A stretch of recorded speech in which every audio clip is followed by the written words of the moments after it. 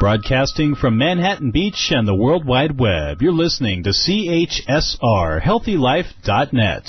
As a service to our listeners, this program is for general information and entertainment purposes only. CHSR HealthyLife.net does not recommend, endorse, or object to the views, products, or topics expressed or discussed by show hosts or their guests. We suggest you always consult with your own personal, medical, financial, or legal advisor.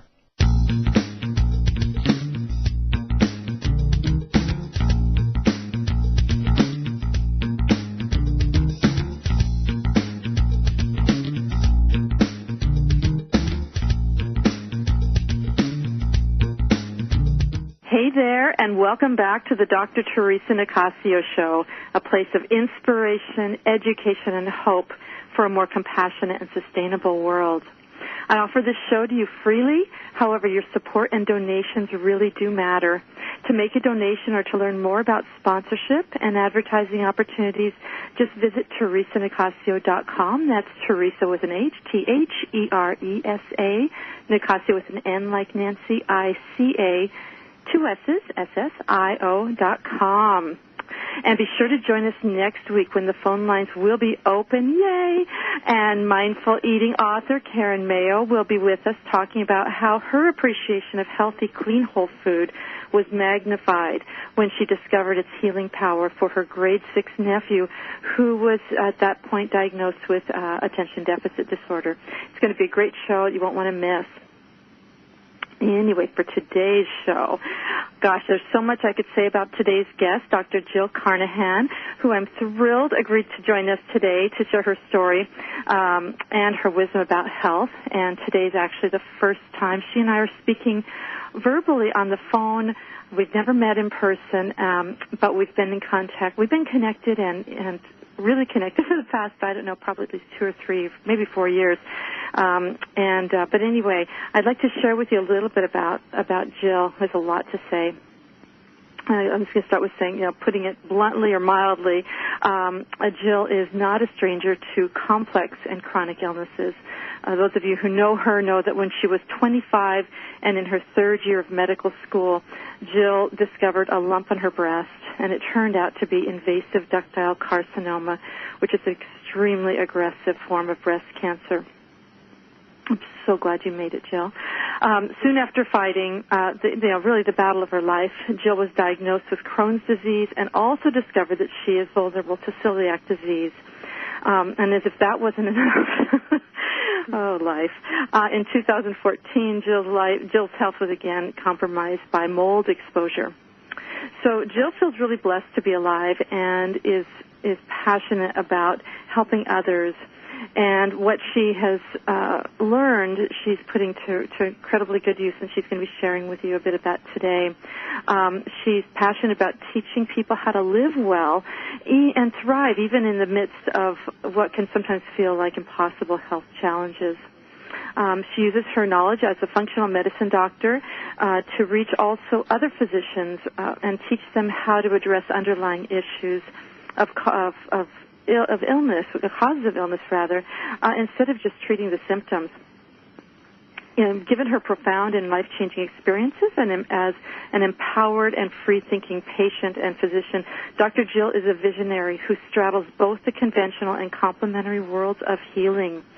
She is board certified in both family medicine and integrative holistic medicine, and in 2008, her vision for health and healing resulted in the creation of the Methodist Center for Integrative Medicine in Peoria, Illinois, where she served as the medical director for 2 years.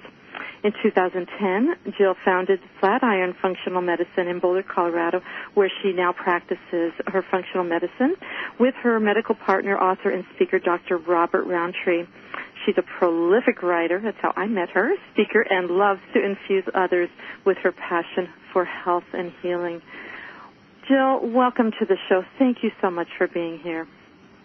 Theresa, this has been such a mutual admiration. I love what you're doing. I love the joy that you spread in all the work that you do as well. And I just have always sensed a kindred spirit with you. And I just want to say that's one of the most kind and sweetest introductions I've ever had. So thank you. I didn't forewarn you that I might make you blush. You did. You did. It's all true, and I mean, we could have spent the whole show just talking about how wonderful you are. You know, again, I know a lot of you who are listening know Jill and love her, and those of you who have already been to her profile page on my website can see, you know, you may have watched some of her videos. I mean, she's brilliant, she's kind and compassionate, and humble. I mean, there's not a lot. You know, this is something I think part of our kindred spirit, Jill. Is, you know, when you feel like you've been given a second chance at life, the whole ball game changes. Yes.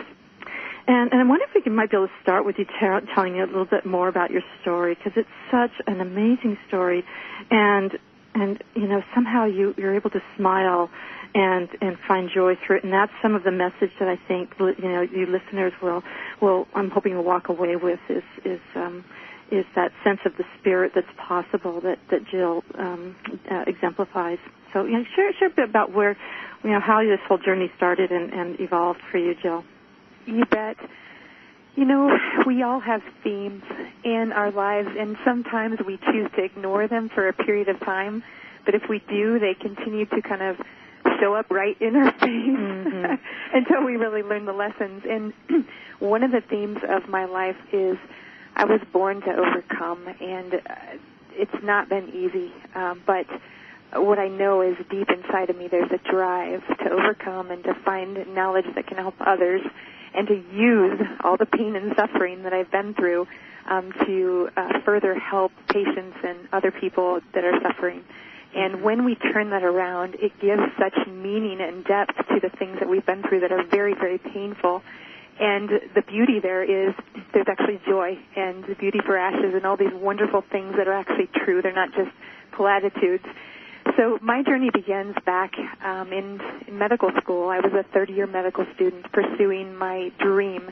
I knew I always wanted to help people, and I actually had looked at acupuncture and traditional Chinese medicine and chiropractic school and all kinds of alternative therapies because my heart and mind was much more holistic and food-based medicine and those kinds of things that you, I know, agree with as well, Theresa.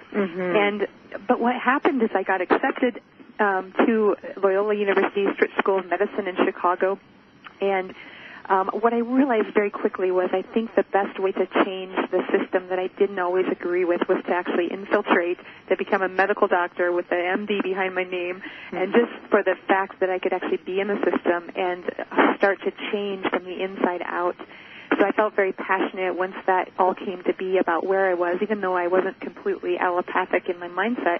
I used all the wonderful knowledge base there to kind of catapult me into functional medicine and integrated medicine, and really knowing how to bridge the gap with politics and other things.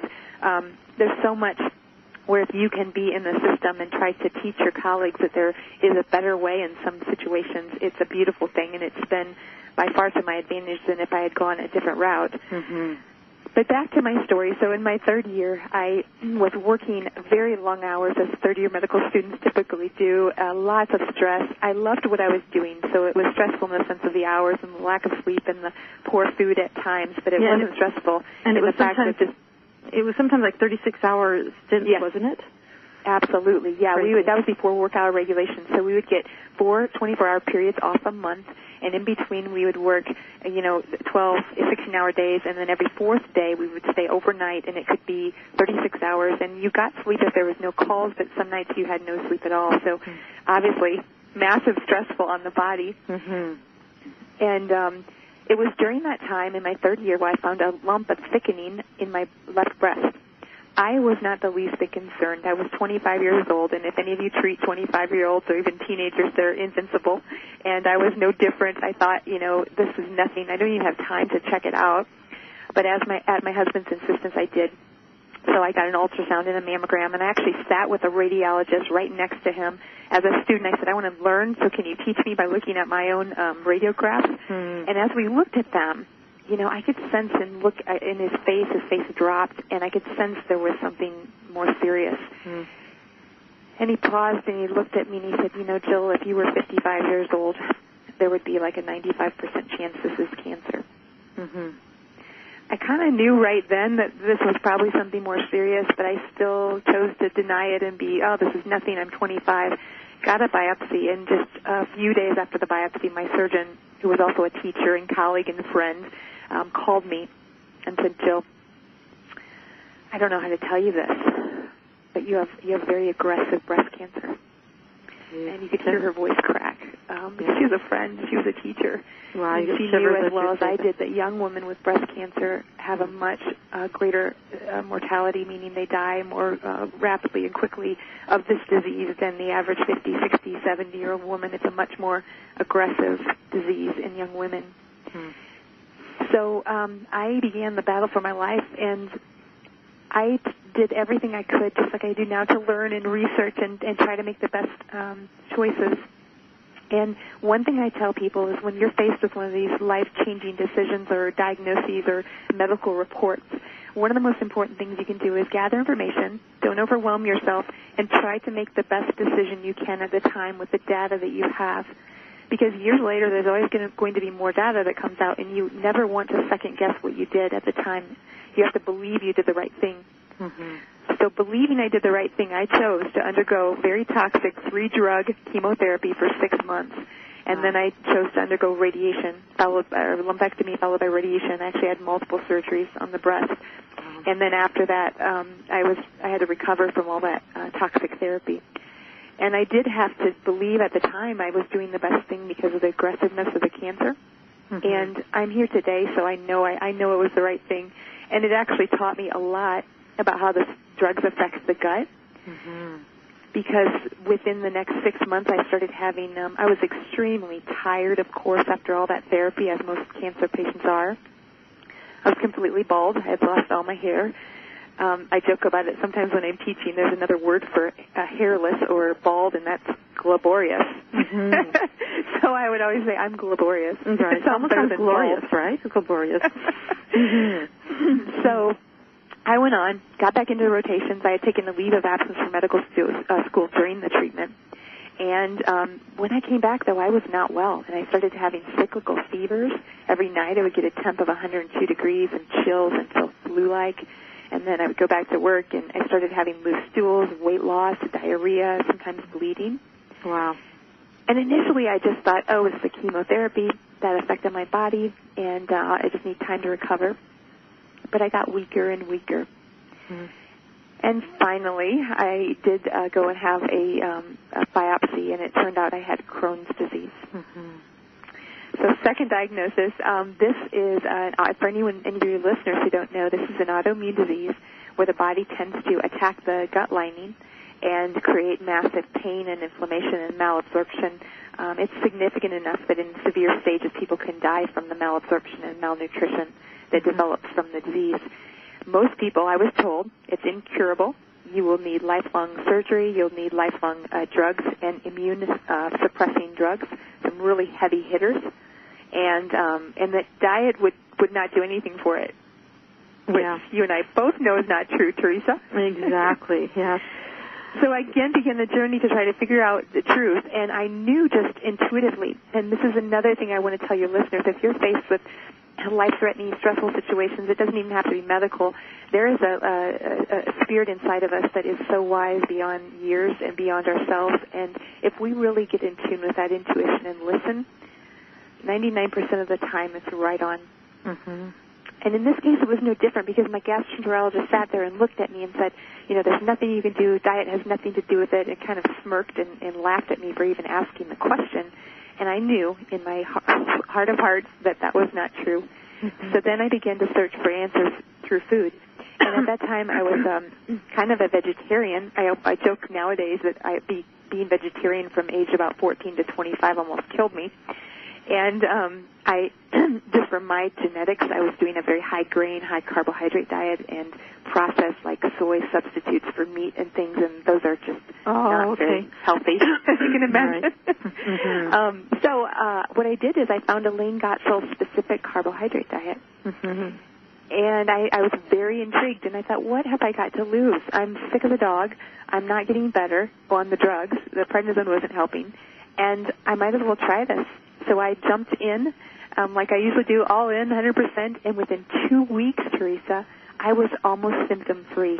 Isn't that fantastic? Do you want to share with the listeners a little bit about what the specific carbohydrate diet is? Because it really can. And one of the things I talk about in YUM, and I'm a big proponent, is really listening to your body, just like what you're talking about, and also about the bio-individuality, how we're each different. So it's, one thing I really appreciate with you is that you're not trying to tell anybody what diet to be on or not be on, but there might be conditions that are more helpful than, for you to be on certain diets than other.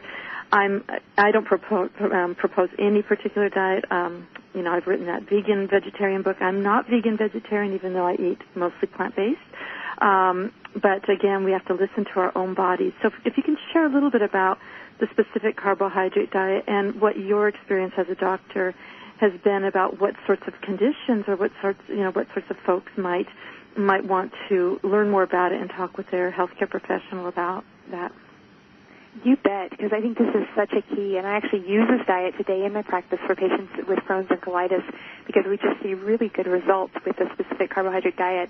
And I just want to mention, just so it's clear to your listeners, I agree with you 100%. I still to this day eat a mostly plant-based diet.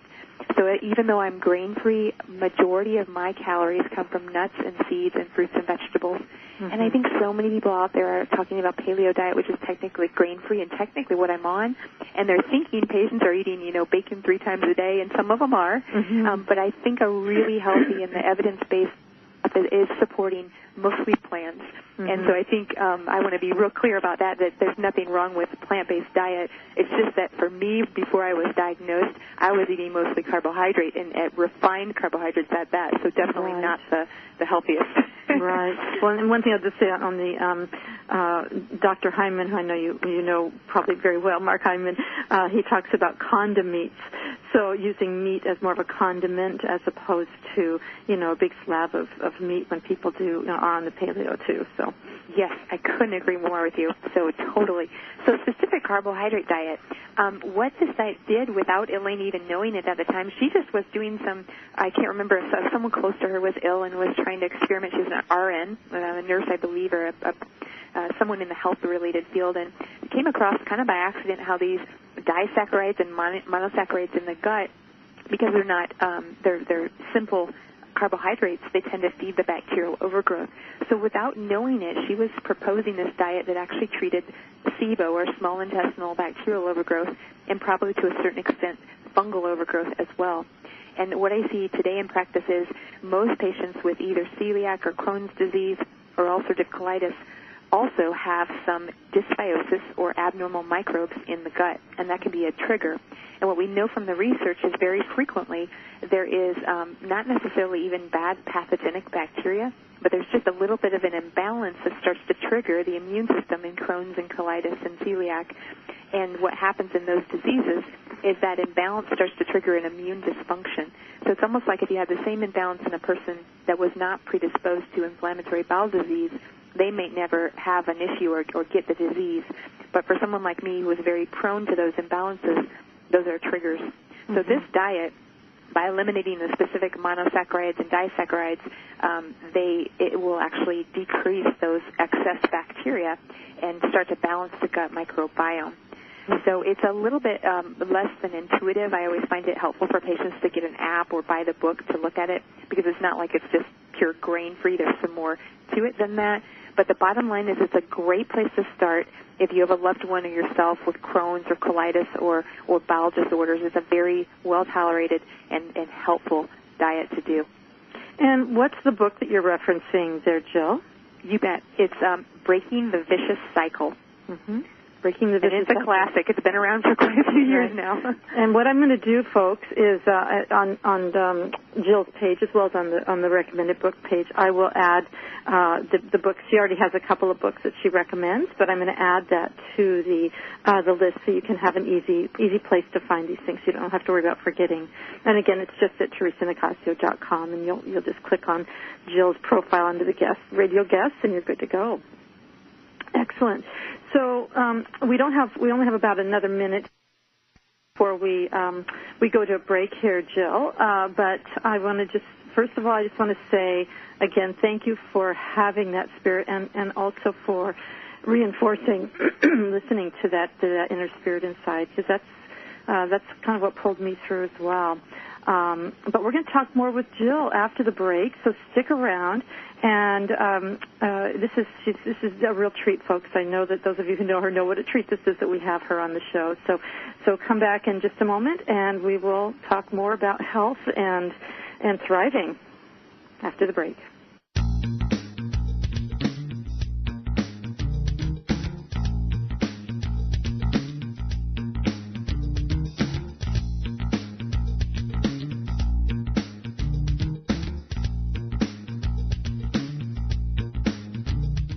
Being inspired by a speaker while learning everyday positive information that you can use to help your life is exactly what Dr. Theresa Nicassio does when she speaks in front of your group. From healthcare professionals to special needs parenting and everything in between, Dr. Theresa Nicassio can customize topics for your group on everything from health to psychology. To book Dr. Theresa Nicassio as a speaker for your group, visit yumfoodforliving.com or call 604-445-6463. That's 604-445-6463.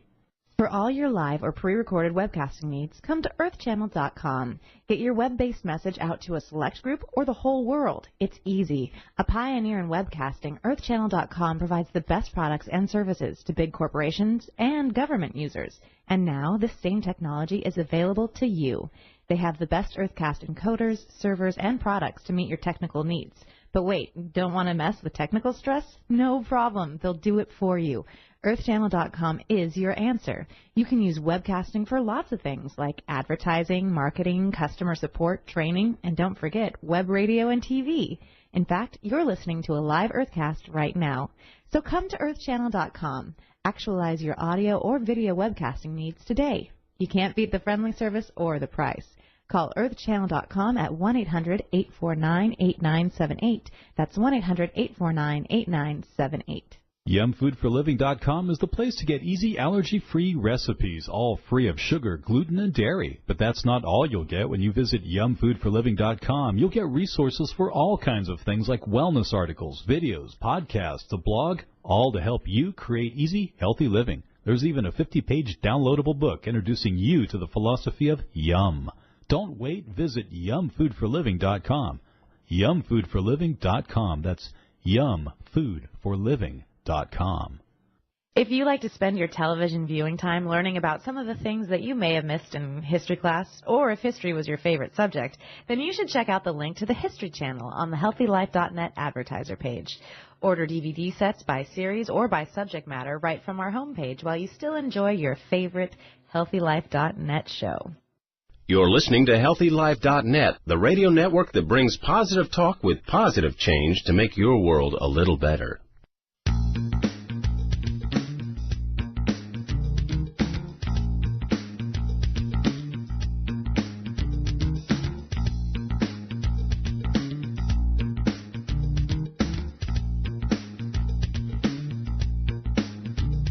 Welcome back to the Dr. Theresa Nicassio Show. For those who are just joining us, we've been talking with doctor and breast cancer survivor, Dr. Jill Carnahan. This is just such a treat having you, Jill. Before the break, we started talking a little bit about this specific carbohydrate diet as one of the resources for people who suffer from things like Crohn's and colitis and so forth. But I'm wondering, Jill, if you can talk a little bit about, there seems to be this rise in allergies and autoimmune problems. I mean, everywhere you turn, in schools, you can't send peanut butter, you can't send nuts, you can't send seeds, you can't do this, that, and the other. And everybody seems to have issues with their gut and other kinds of autoimmune problems.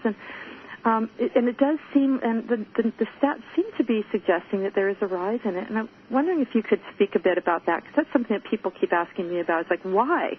Why do you think that we're seeing more autoimmune diseases? Yes, such a great question, because when you put them all together, the difficulty with autoimmune diseases, they all have their own silos. So we have arthritis, which is in the rheumatology category. We have Crohn's and colitis, which is in the gastroenterology category. We have MS, or multiple sclerosis, and that's in the neurology category. But if you take them as a whole, and that's actually a very wise thing to do, because the mechanism, which I'll talk about in a moment, is the same. When you take them as a whole, they are just right after heart disease and cancer as the leading cause of illness and mortality. So I think they're number 4 or 5 in all-cause mortality. So it's a really big deal, and it's only getting bigger. And those of us who practice functional medicine, often in conventional medicine, there's just not a lot of great answers. There's drugs to suppress the immune system. But in functional medicine, we try to get to the root cause. And by thinking of autoimmune disease as one category with a root cause, it really helps to simplify the treatment and approach. So basically, with autoimmune disease, we know there's a triad. Dr. Alessio Fasano described this in his paper several years ago that was really groundbreaking. And that's that there is immune-gut interface, and this lining of the gut and the immune system are so closely intertwined that nearly always there's some impermeability that occurs there. We also call that leaky gut. And there's some dysbiosis or abnormal microbiome that can trigger the immune system as well. And you would think, well, what does the gut have to do with autoimmune disease, or especially with arthritis or with multiple sclerosis or any of those other diseases outside of the gut? It actually has a lot to do with it. The second thing we see is a genetic predisposition. So patients who get autoimmunity, like myself, have genetics that make them more prone to an overreactive immune system. So all it takes is a trigger, and that trigger can start this cascade of overreactivity where the immune system, which is supposed to fight dangerous strangers like bacteria and pathogens and viruses, and instead it turns on itself and starts to attack self-tissue like the gut or like joints or like the brain. And when this happens, that cascade can go on, and many people who have one autoimmune disease are more prone to developing another. Mm-hmm. But the third part of the triad is part of our explanation of why I believe this is becoming more common. The third part is a trigger, usually an environmental trigger.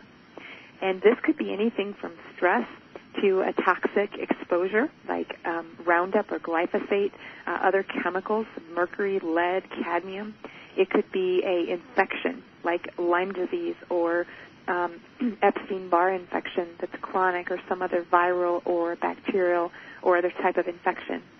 And one thing that I believe is kind of the elephant in the room that no one's really talking about that's triggering a lot of this is our environmental toxic burden. So one thing I always love to teach about is total toxic burden. And what that is if you just close your eyes and imagine a large bucket, and each of us are born with the ability to detoxify, and we all have the capacity of a bucket. Some of us have a bucket that's very, very large, and we have lots of ability to tolerate toxic exposures, and we're fine. We have a lot of room and residual.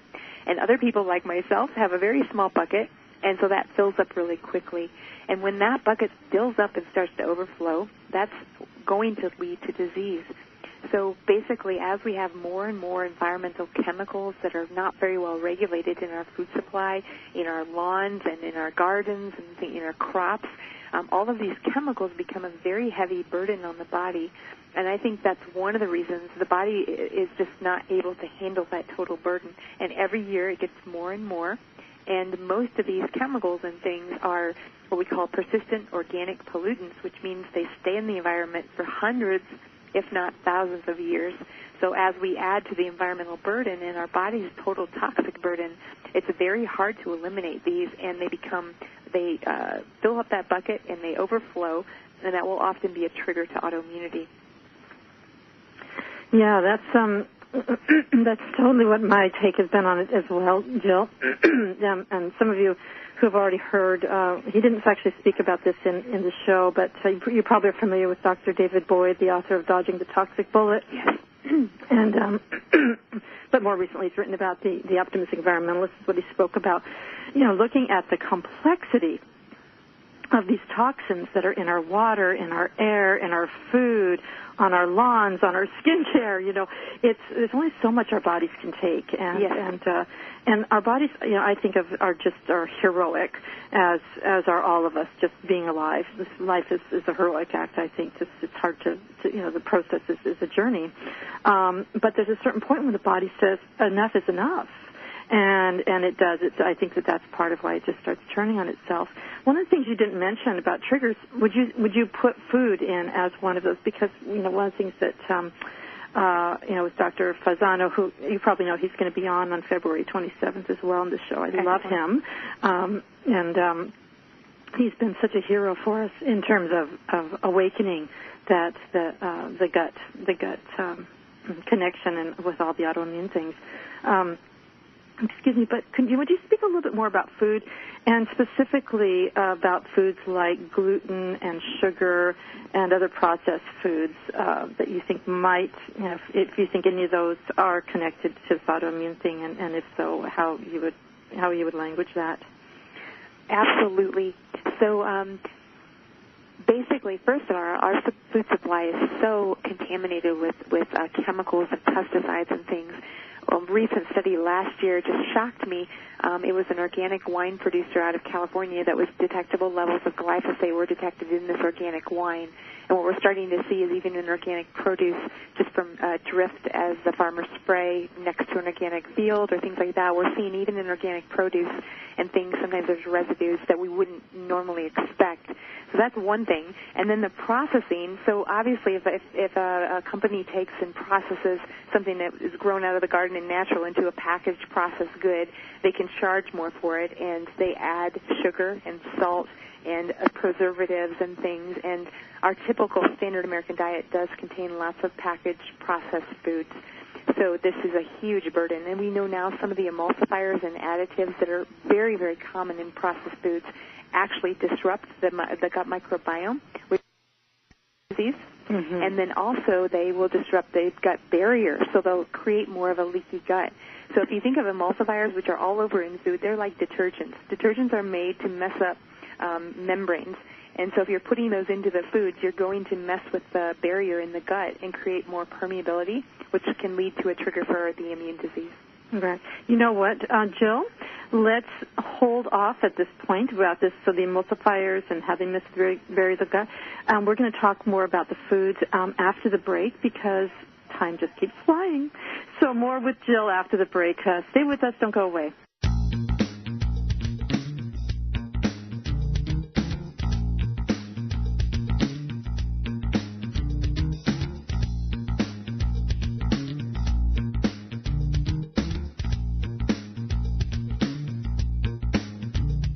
There's a book that makes it so easy to embrace a healthy, gluten-free lifestyle, even kids will like it. Filled with heartwarming stories, food as medicine health tips, easy allergy-free recipes, and creative culinary inventions, the award-winning book Yum by Dr. Theresa Nicassio is your source for all of this and more. So make gluten-free living easy, tasty, and fun. Get Yum, plant-based recipes for a gluten-free diet at Amazon.com, or visit yumfoodforliving.com. That's yumfoodforliving.com. What does HealthyLife.net and Amazon.com have in common? Well, they're both available on the Internet. They both give great value. But most important, most of our positive program hosts and guests are accomplished authors, and their books are available from, you got it, Amazon.com. Now, it even gets better than that, because when you're listening on air to a HealthyLife.net host or guest, you can go directly to Amazon.com, and you can order your book while you're still listening to your favorite HealthyLife.net program. So when you hear an author you like, go to the homepage of HealthyLife.net and click on Amazon.com. When you have a food allergy or dietary limitation, Dr. Theresa Nicassio knows it's hard to give up the foods you love, so she decided to put on her chef hat and give you affordable, personalized culinary consultations that will light up your taste buds. You'll explore substitute ingredients so you can enjoy your favorite foods again. She'll even help you make food preparation easy and guide you on your path to healthy living. And to get started, all you have to do is call 604-445-6463. That's 604-445-6463. HealthyLife.net, the positive radio network. YumFoodForLiving.com is the place to get easy allergy-free recipes, all free of sugar, gluten, and dairy. But that's not all you'll get when you visit YumFoodForLiving.com. You'll get resources for all kinds of things like wellness articles, videos, podcasts, a blog, all to help you create easy, healthy living. There's even a 50-page downloadable book introducing you to the philosophy of Yum. Don't wait. Visit YumFoodForLiving.com. YumFoodForLiving.com. That's YumFoodForLiving.com. HealthyLife.net, the positive radio network.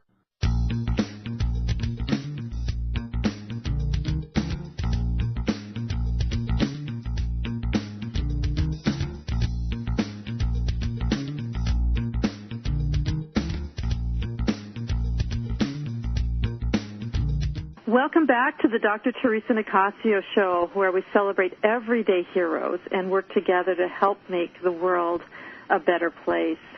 And today we are here, for those of you who are just joining us, with Dr. Jill Carnahan, functional medicine doctor and integrative holistic medicine practitioner. So, Jill, right before the break, I asked you a really big question without enough time to answer, but we started talking about some of the food elements that you see as potentially contributing to autoimmune disorders. And it would be great if we could talk a little bit more about gluten. Gluten specifically, my understanding now is that they're recommending that anyone with autoimmune conditions, even if they don't seem to have celiac disease or any sort of apparent gluten intolerance, that are being recommended to avoid gluten. I wonder if you could speak to whether you think that's the case or what your thoughts are. And also speak about sugar, but also why gluten you think might be associated with the autoimmune challenges. You bet. So just real quickly, in hindsight, in my disease, my Crohn's disease, later on I found out that I had celiac disease and the high-risk genetics. So there's no doubt in my mind that the autoimmune disease of Crohn's came about in part from my exposure to gluten. So I know this from a very personal level, and when I went off gluten, that was a big initial part of my healing. So gluten is this very large molecule that's difficult for the body to break down. And a lot of my patients are like, well, 100 years ago this wasn't such a big deal, so why is it such a big deal now? I think there's a couple things going on. Number one, at least in the United States, the farmers have really bred the wheat to produce more gluten to increase the yields. And that higher content of gluten can be more of a trigger to a patient than the old heirloom varieties of wheat. In addition, a lot of the farmers, at least with the spring wheat, are using glyphosate or Roundup when they're ready to harvest. It will actually kill the crop and allow them to better grab that, harvest of wheat with the combines and things. And when they do that, of course, that wheat getting ready to be ground up into flour to be producing food is really just doused with chemical right before it's sent to the factory. And because of that, Dr. Stephanie Seneff has done some research and shown that combination of the chemical glyphosate or Roundup with the gluten actually creates a more antigenic or more harmful type of gluten and more of a trigger for the immune system. So I think another piece of what we're seeing is chemical plus gluten is making it a lot worse on many people. And she postulates that there's an increased risk of celiac just due to the chemical added to the wheat before harvest. Wow. So really fascinating stuff. I still, to this day, have patients that can go to Europe that are not true celiac disease, but patients who just have a gluten intolerance, that when they're in a different country, they can tolerate a little bit of wheat, whereas they cannot tolerate it in the U.S. So there's something going on, and it may be more than just the chemicals. Interesting, yeah. And in terms of that, the large, again, I know we'll be having Dr. Fasano on February 27th, but that large molecule, can you speak a little bit about how the relationship of that with the leaky gut and some of the symptoms that people think it's always about the gut and gut symptoms, because it's actually can be a lot of other symptoms as well that you were alluding to earlier. You bet. And, probably 50% of patients who have either non-celiac gluten intolerance or true celiac disease present with brain or cognitive symptoms. People don't think about that at all, but very frequently it will cause brain fog, insomnia, exhaustion or fatigue, or some other types of disorders, maybe ADHD, attention deficit types of symptoms as well. We also know that because that molecule is very hard for the body to break down, frequently it will be an irritant to the immune system. And we know from Dr. Fasano's research, again, that even in patients who have no celiac disease, no gluten intolerance, that gluten consumption increases intestinal permeability for up to 5 hours after a meal. That's in your average everyday person with no sensitivity to wheat and no celiac disease. So the reason we recommend an autoimmune disease, and I agree with that patients go gluten-free, is because in autoimmune disease, we know that leaky gut or increased intestinal permeability is always a part of the picture. And because of that, we don't want to throw in anything at all that can increase intestinal permeability. And we know that gluten does, even in the average person. So that's the reason for that recommendation, and I think it's very wise. Yes. So that's huge, that even in the average person, gluten increases the intestinal permeability. that's a takeaway, folks. This might be a good point to just ask real quickly, because it's been part of what you've been discussing in other ways. But you're a functional medicine doctor, and functional medicine is one of the reasons I wanted to have you on the show. It's such an important new field in medicine, a whole different paradigm. Would you mind sharing a little bit more about what it is, and why you think it's beneficial? You bet. So functional medicine is really taking the best of conventional and integrated medicine, but the bottom line is finding the root cause. So instead of just, say someone has heartburn, you would give a proton pump inhibitor to block the stomach acid.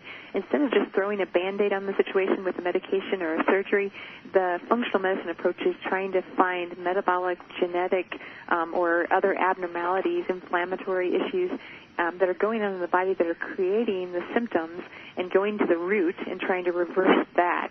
So it's a really bottom-up approach, and it makes sense because a lot of our diseases, if you had a heart attack, you'd want the best conventional doctor available if you had a car accident, but things like diabetes and obesity and autoimmune disease, they don't really do very well with just drugs and surgery. Mm-hmm. So getting to the root cause of them is just a wonderful approach, and it makes sense. And your journey, in a way, you were already doing functional medicine even before you studied it formally, because when you got cancer and you knew in your heart that the food was potentially related and that there's other lifestyle things that you were doing to help reverse not only your cancer, but then later you've been able to do a great deal with regard to reversing Crohn's disease and celiac, so you are pretty much symptom-free is what I understand. Is that right? From those that right.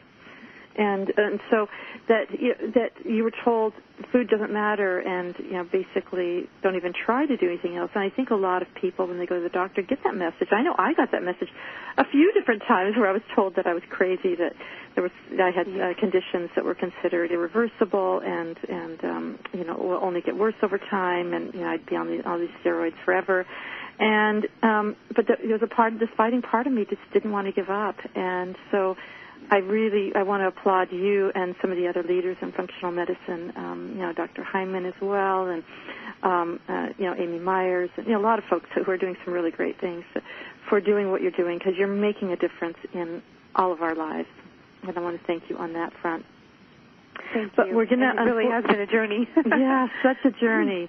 So we're going to be having another break, and after the break, Jill's going to be joining me. We're going to be answering your questions, and we're going to throw in one more little snippy question at the very end about some of the work that Jill's doing around the prevention of dementia. So don't go away. We'll be right back with Jill, and because you asked.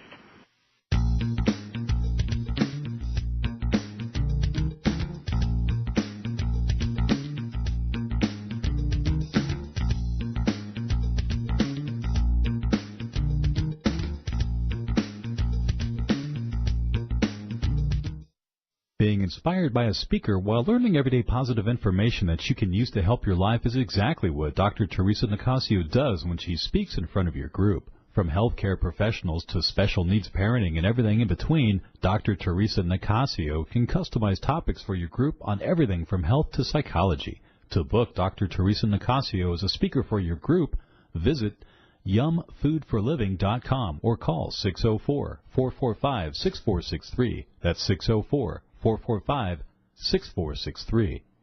If you're like the 8 out of 10 women that say finding jeans that fit is a problem, well, your problem is solved. Lee Jeans has done extensive research, and they have jeans that fit. There's even an online Lee Fit Finder, so you can find the right fit for you. Imagine jeans that instantly slim you with a custom fit and no gap waistband. And guys, kids, Lee has jeans for you too. Click through to Lee's Jeans on the HealthyLife.net advertiser page and get what fits. When you have a food allergy or dietary limitation, Dr. Theresa Nicassio knows it's hard to give up the foods you love, so she decided to put on her chef hat and give you affordable, personalized culinary consultations that will light up your taste buds. You'll explore substitute ingredients so you can enjoy your favorite foods again. She'll even help you make food preparation easy and guide you on your path to healthy living. And to get started, all you have to do is call 604-445-6463. That's 604-445-6463. 445-6463. There's a book that makes it so easy to embrace a healthy, gluten-free lifestyle, even kids will like it. Filled with heartwarming stories, food as medicine health tips, easy allergy-free recipes, and creative culinary inventions, the award-winning book Yum by Dr. Theresa Nicassio is your source for all of this and more. So make gluten-free living easy, tasty, and fun. Get Yum, plant-based recipes for a gluten-free diet at Amazon.com or visit yumfoodforliving.com. That's yumfoodforliving.com. Radio your way. HealthyLife.net.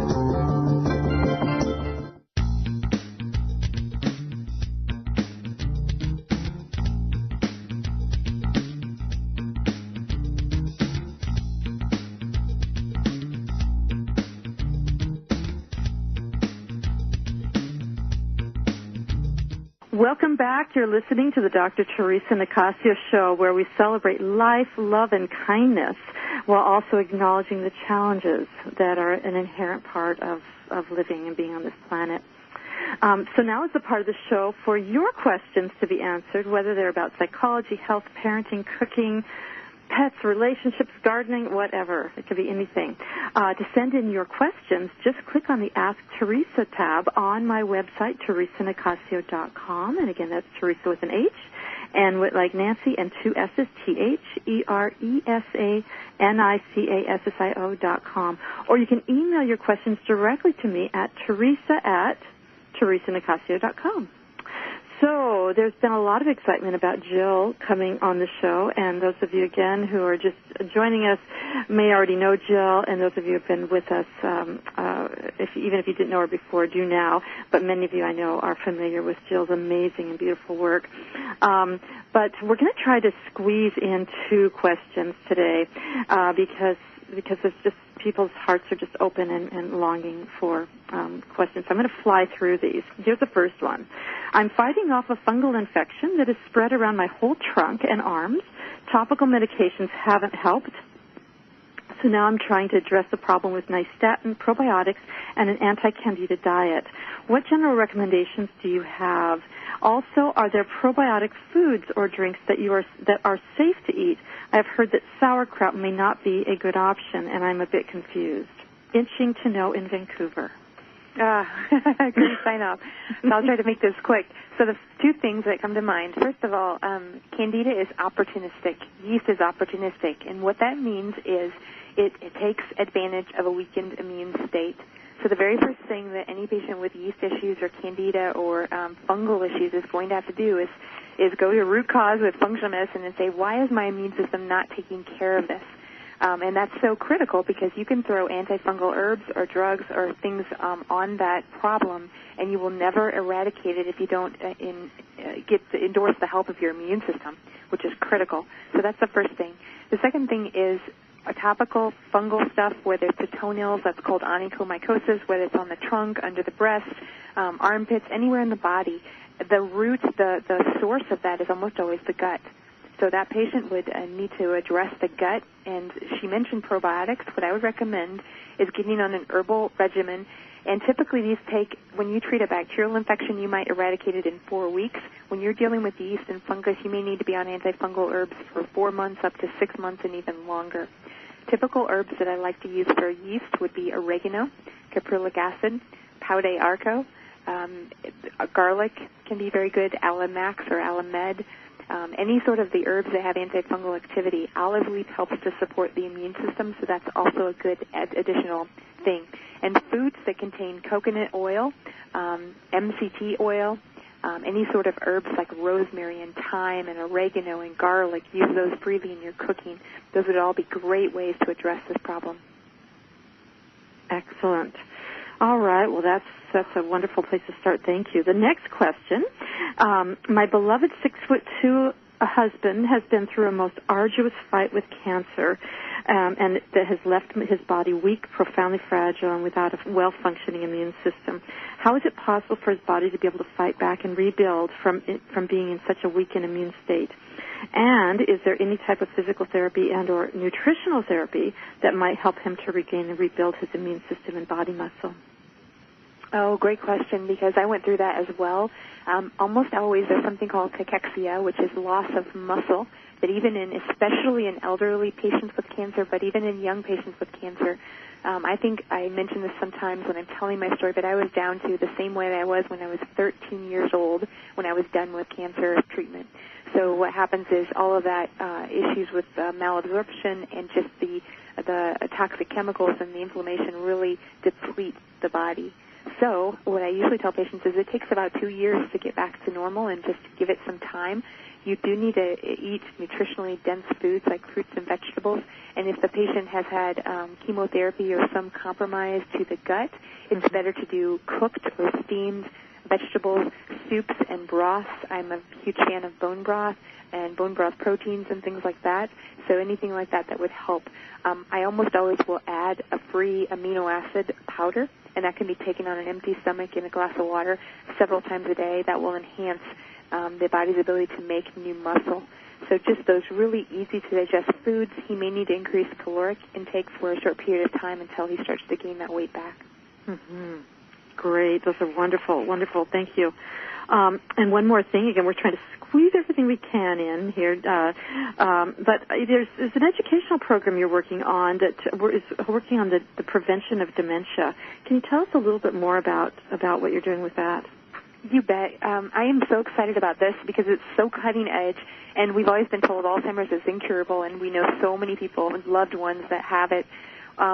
Dale Bredesen is one of the researchers that has come across a protocol that looks at all the underlying metabolic abnormalities, toxic chemicals, heavy metals, et cetera, that lead to dementia. And he's put this together in a program where we can actually test, and we've had great outcomes with reversal of early onset cognitive decline, and even patients with more advanced Alzheimer's starting to function again.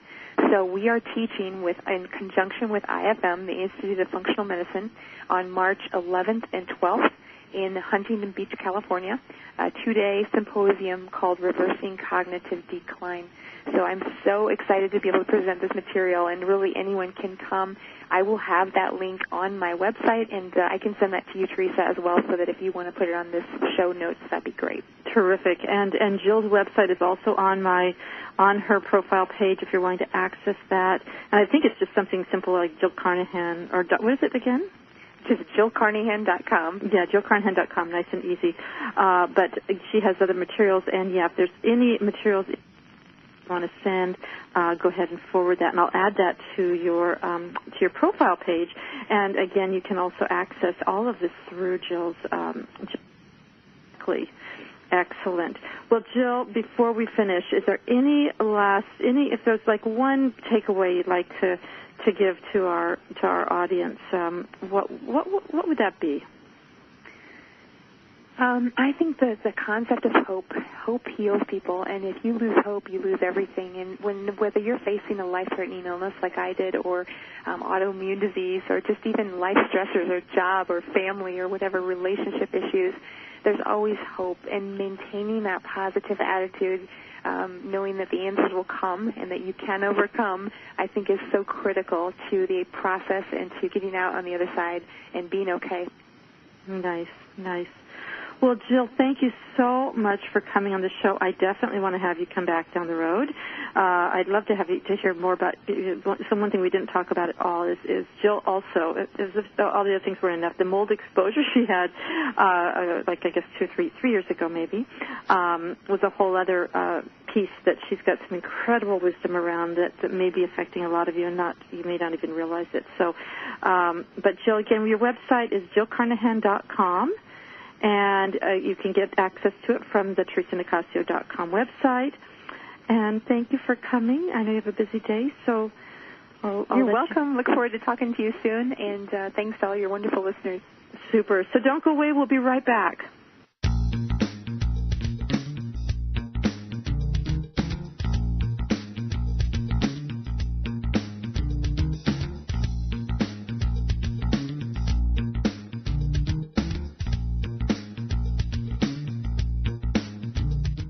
There's a book that makes it so easy to embrace a healthy, gluten-free lifestyle, even kids will like it. Filled with heartwarming stories, food as medicine health tips, easy allergy-free recipes, and creative culinary inventions, the award-winning book Yum by Dr. Theresa Nicassio is your source for all of this and more. So make gluten-free living easy, tasty, and fun. Get Yum, plant-based recipes for a gluten-free diet at Amazon.com or visit yumfoodforliving.com. That's yumfoodforliving.com. Shh! Over here. Here's a secret for a virus-free computer. ESET. They've been a pioneer in the antivirus industry for over 25 years. 25 years of innovative, top-rated antivirus protection. ESET's award-winning security solutions provide a safe online experience for over 100 million home and business computer owners. They are so affordable, fast, and simple to use. So be gone, you blue screen of death. ESET's on my computer. If it's not on yours, visit HealthyLife.net's advertiser page and click on ESET now. When you have a food allergy or dietary limitation, Dr. Theresa Nicassio knows it's hard to give up the foods you love, so she decided to put on her chef hat and give you affordable, personalized culinary consultations that will light up your taste buds. You'll explore substitute ingredients so you can enjoy your favorite foods again. She'll even help you make food preparation easy and guide you on your path to healthy living. And to get started, all you have to do is call 604-445-6463. That's 604-445-6463. HealthyLife.net, where positive overcomes negative.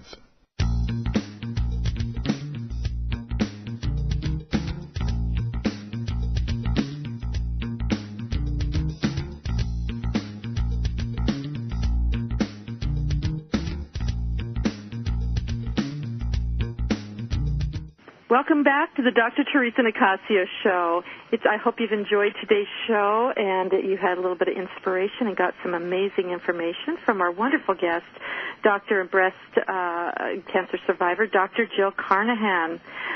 Be sure to join us next week, when we have Karen Mayo, who's going to be coming to join us, talking a bit about mindful eating.